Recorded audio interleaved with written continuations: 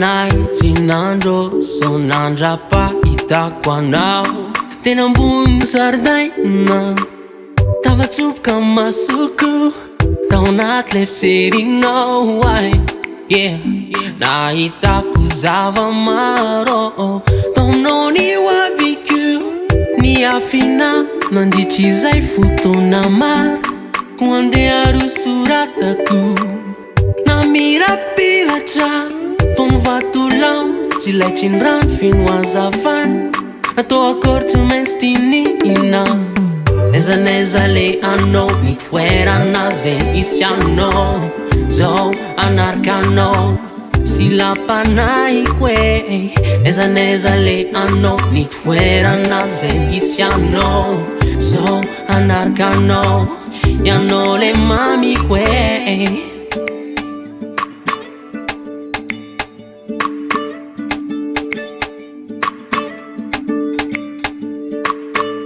Snattiaro andro mandeha io akaikinao miramila na lalandava ny fianako tontolo ny lomano tao anatin'ny fity fahasambarana matetika ny tafiko yeah. Zay tsy nahitako fitarainana tao aminao ny hoaviko ny afina nandritry izay fotoana maro tsy maintsy nosoratako na mirapiratra tony vatolamo tsy laitry ny rano feno azavana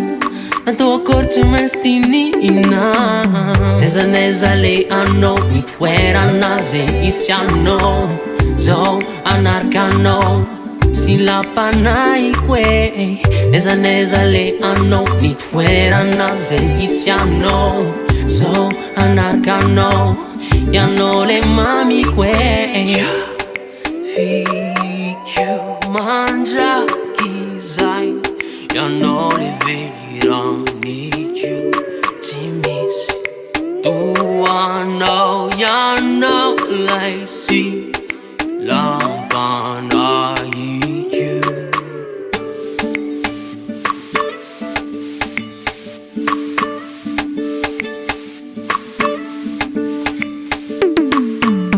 nezaneza le anao mitoerana zay isy anao zao anaraka anao sy lapanahiko e nezaneza le anao mitoerana zay isy anao zao anaraka anao ianao le mamiko e nezaneza le anao mitoerana zay isy anao zao anaraka anao sy lapanahiko e nezaneza le anao mitoerana zay isy anao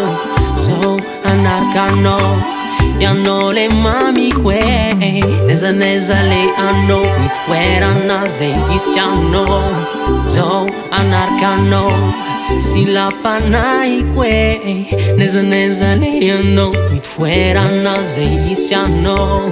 zao anaraka anao ianao le mamiko e